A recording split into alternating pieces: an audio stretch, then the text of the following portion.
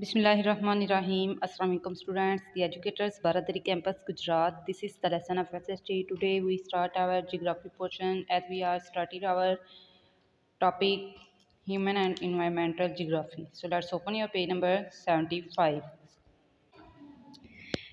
As the human civilizations in the world grew in number and technology increased, pollution levels increased immensely. जैसे जैसे दुनिया में human civilisations increase हो रही हैं, इसी तरह टेक्नोलॉजी भी इंक्रीज़ होती जा रही हैं और जिसकी वजह से पोल्यूशन लेवल भी बहुत ज़्यादा इंक्रीज़ होता जा रहा है. Now pollution has risen to the point that it is endangering the environment, which in turn offers unhealthy living conditions for humans and environment.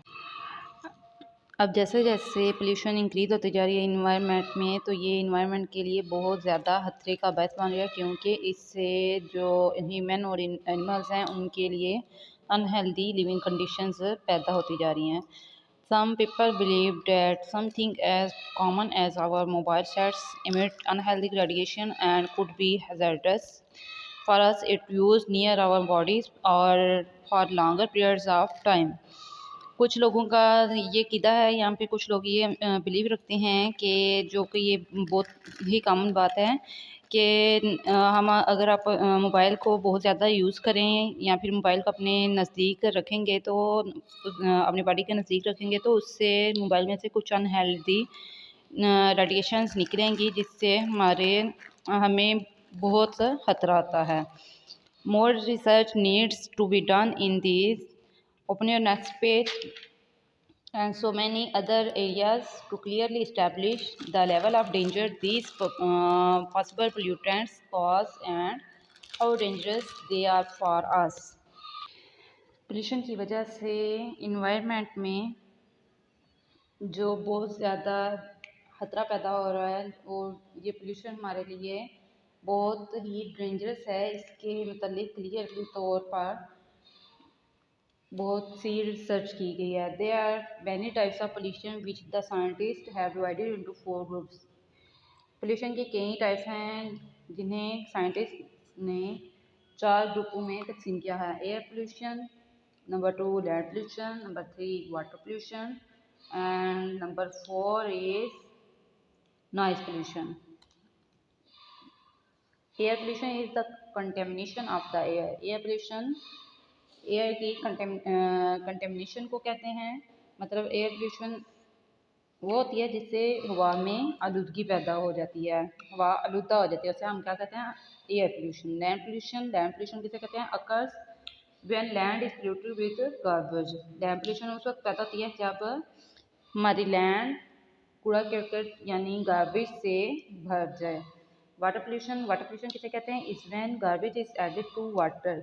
जब कूड़ा करकट या फिर फैक्ट्रियों का गंदा पानी जो होता है, जब वो पानी दरियाओं नहरों में ऐड किया जाता है, तो फिर वाटर पोल्यूशन पैदा होती है. लास्ट पे नॉइज पोल्यूशन आ जाती है. Is when a lot of noise destroys the environment.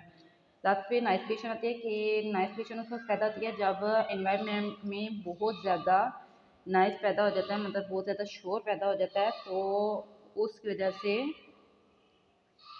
माहौल में ज़िंदा रहना बहुत मुश्किल हो जाता है, और उससे कई नॉइज पोल्यूशन से कई बीमारियां पैदा हो जाती हैं. Climate change is a change in the weather patterns when that change last for a larger period of time which could be decades or millions of years. Climate change किसे कहते हैं, जब वेदर पैटर्न्स में change आता है तो climate change हो जाता है.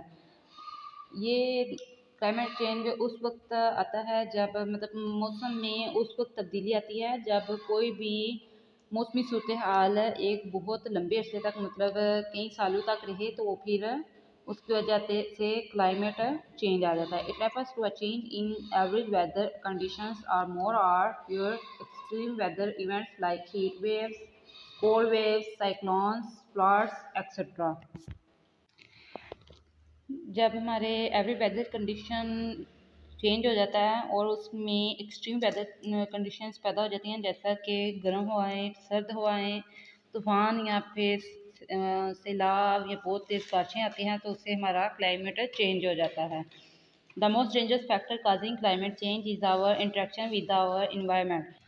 जब इन्वायरमेंट में क्लाइमेट चेंज होती है तो उससे बहुत से डेंजरस फैक्टर पैदा होते हैं। This is something we can really control by, कुछ ऐसी चीज़ें जिनसे हम इन्वायरमेंट या फिर क्लाइमेटिक चेंज, इन्वायरमेंट में होने वाले क्लाइमेटिक चेंज को रोक सकते हैं बाय सेविंग एनर्जी को सेव करके and avoiding using transportation using fuel, और ट्रांसपोर्ट में फ्यूल के इस्तेमाल को कम करके।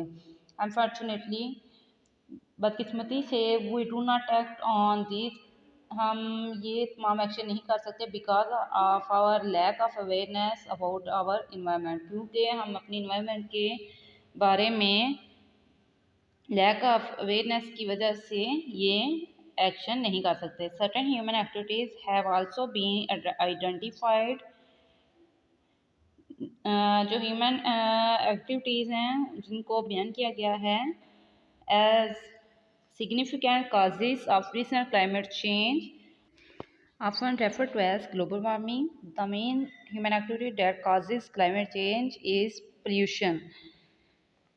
सर्टनली तौर पर जो ह्यूमन एक्टिविटीज़ होती हैं जिनकी वजह से ही रिसेंट में मतलब आजकल क्लाइमेट में बहुत ज़्यादा चेंज आ गया है, और इन्हीं की वजह से ग्लोबल वार्मिंग पर बहुत बुरे असरात पड़ रहे हैं, जिसकी वजह से और ये जो ह्यूमन एक्टिविटीज़ हैं यही मेन काज बनती हैं क्लाइमेट में को चेंज करने में, क्लाइमेट में पोल्यूशन को बढ़ाने में, मतलब इन्वायरमेंट में आलूदगी को बढ़ाने में यही ह्यूमन एक्टिविटीज़ जो हैं ये वजह बनती हैं।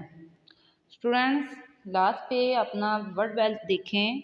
वर्ल्ड वेल्थ में नंबर 1 पे क्या है? पॉपुलेशन। पॉपुलेशन मीन आबादी, the total number of people living an area, किसी एरिया में लोगों की टोटल तादाद को जो कि रहते हैं उसे क्या कहते हैं? Population. Modernisation, the process of adopting something to modern needs, modern needs को पूरा करने के लिए कोई प्रोसेस अडॉप्ट करना उसे क्या कहते हैं? Modernisation. Build environment, the man made surroundings which provide the setting for human activity, हमारे के ऐसा माहौल जो कि जहाँ पर ह्यूमन एक्टिविटीज़ को सेट किया जाता है उसे क्या कहते हैं? Build environment. मिसाल के तौर पर पार्क, स्कूल या फिर इसी तरह ग्रीन स्पेसेस या बिल्डिंग, ये क्या है? बिल्ड इन्वायरमेंट में आ जाते हैं। Industrial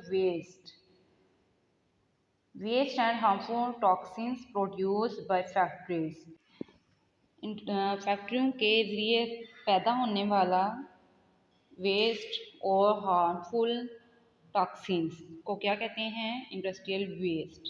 climate change, a change in weather patterns for a longer period of time, weather patterns में एक लॉन्गर पीरियड तक जो चेंज आता है उसे क्या कहते हैं? Climate change. Decades, a period of 10 years, decades का क्या मतलब होता है?